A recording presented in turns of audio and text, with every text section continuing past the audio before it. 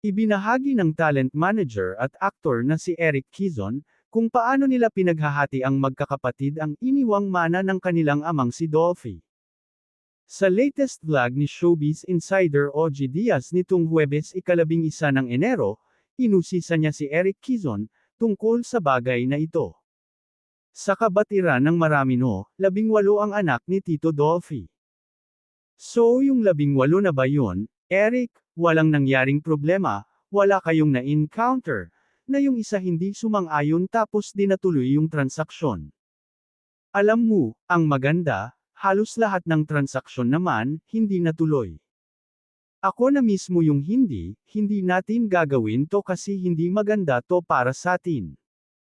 Then ine-explain ko naman sa kanila kung bakit.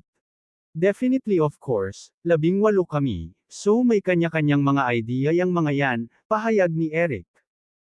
Tumatak daw kasi talaga sa isip ni na Eric, ang sinabi ng tatay nila bago ito namatay. Ayaw daw nitong mag-aaway-away silang magkakapatid, dahil sa mana. Kaya automatic daw na kapag may problema, inaayos nila agad. Hindi na pinalalaki pa. Of course natural lang yung mayroong diskusyon na bakit ganun. Dapat mas mataas yung presyo. Dapat ganito, dapat ganyan. But in the long run, somehow, we managed to agree on everything that is laid upon us, ani Eric Kizon. Dagdag pa niya, kumbaga pagka mayroong ibinebenta na lupa, or mayroong ka-joint venture, nilalatag ko sa bawat isa sa kanila, and then for some reason naman, lahat naman nag-a-agree. At hanggang ngayon daw, ayon kay Eric, nakakapag-provide pa rin daw si Dolphy sa kanilang magkakapatid, kahit mahigit 1 dekada na simula noong pumanaw ito.